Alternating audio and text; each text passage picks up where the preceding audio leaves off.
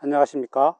생활 속의 한자를 풀어보고 또 합해서 그 의미를 알아보는 시기의 5만가지 서범식입니다. 지난번에는 주로 창과 관련된 이야기를 해보았습니다. 오늘은 지난 편에 이어서 전쟁을 수행하는 병사들에 관해서 이야기를 하도록 하겠습니다. 병사 병자에 대하여 알아보기 전에 먼저 알아봐야 할 글자는 도끼근자입니다. 도끼근자는 도끼나 무게의 단위인 근이라는 뜻을 가진 글자입니다. 갑골문에 나오는 도끼근자를 보면 끝이 꺾여 있는 도구가 그려져 있습니다. 이것은 나무를 깎거나 다듬는 데 사용하던 자귀를 그린 것입니다. 그러나 도끼근자는 단순히 도끼라는 뜻으로 쓰이고 있습니다. 도끼근자는 청동기에 새겼던 금문에서부터는 모습이 크게 바뀌게 되어 지금의 모습을 갖추게 되었습니다. 도끼는 사물을 자르거나 베는 역할을 합니다. 그래서 도끼근자가 다른 글자와 결합할 때에는 주로 자르다나 베다라는 뜻을 전달을 하고 있습니다. 도끼근자는 무게를 재는 단위로도 사용이 되고 있는데, 참고로 우리나라에서는 한 근을 600g으로 하고 있고, 또 중국에서는 500g을 한 근으로 정하여 사용하고 있습니다.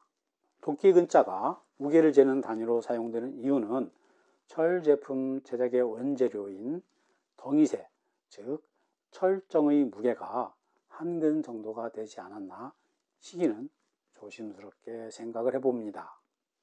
다음은 손 맞잡을 공자입니다. 손 맞잡을 공자는 받들다나 받치다 라는 뜻을 가진 글자입니다. 손 맞잡을 공자에서 말하는 받치다 라는 말은 아래에서 위로 떠 받친다는 뜻을 가지고 있습니다.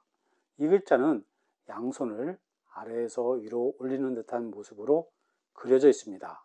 그래서 두 손으로 물건을 잡거나 무언가를 끌어올린다는 뜻으로 쓰이고 있습니다. 이 글자는 단독으로 쓰이기보다는 다른 글자와 결합하여 손이나 손의 역할과 관련된 의미를 전달을 하고 있습니다. 병사병자는 바로 도끼근자와 손 맞잡을 공자가 합해져서 만들어진 글자입니다. 병사병자는 병사나 무기, 싸움이라는 뜻을 가진 글자입니다. 갑골문에 나오는 병사병자를 보면 도끼를 양손으로 받들고 있는 모습이 그려져 있습니다. 병사병자는 이렇게 양손으로 도끼를 들고 있는 모습을 그린 것이어서 무기나 병기라는 뜻을 갖게 되었고, 후에 병사나 싸움이라는 뜻으로 파생이 된 것입니다.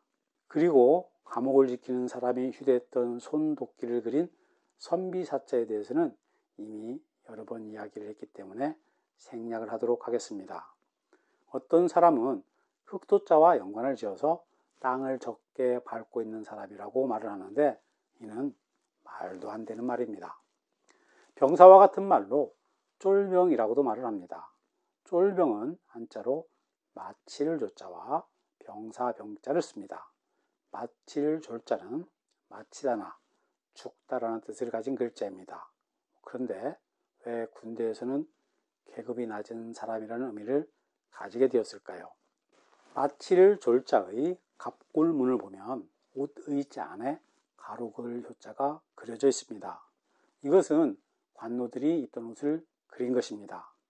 고대에는 관노들이 입던 옷에 X자 문양을 넣어서 신분을 구분했는데, 지금의 마칠 졸자는 그 모습이 변형이 된 것입니다. 이 옷은 후에 계급이 가장 낮은 병졸들이 입게 되면서 병졸이라는 뜻을 갖게 되었습니다. 병졸들은 맨 앞에 나가서 전투를 했기 때문에 가장 먼저 죽었을 것입니다. 그래서 병졸을 뜻했던 마칠 졸자는 주로 마치다나 죽다와 같은 뜻을 가지게 된 것입니다. 그래서 다음은 말하기 좀 껄끄럽지만 그러나 누구나 맞이해야 하는 죽음, 사망에 관한 주제로 이야기를 하도록 하겠습니다. 그럼 오늘 함께 알아본 글자들을 정리하도록 하겠습니다. 먼저 돌도끼 모양을 그린 도끼 근자가 있습니다. 그리고 무숫자인 손 맞잡을 공자에 대하여 알아보았고, 또 도끼를 두 손으로 잡고 있는 병사병자를 알아보았습니다. 그리고 신분이 낮은 사람이 입었던 옷을 그린 마칠졸자도 알아보았습니다. 시기는 말합니다. 누구나 쫄병 시절이 있었습니다. 쫄병 때는 이렇게 생각을 합니다. 내가 고참이 되면 아랫사람들에게 잘 해주어야지 라고 말입니다. 고참이나 상사가 되었을 때까지 그 마음 그대로 또 행동을 하고 있다면 당신은 분명 성공한 사람입니다. 지금까지 시기의 오만가지 서범식이었습니다. 시간이 되시면 구독과 좋아요도 부탁드립니다. 감사합니다.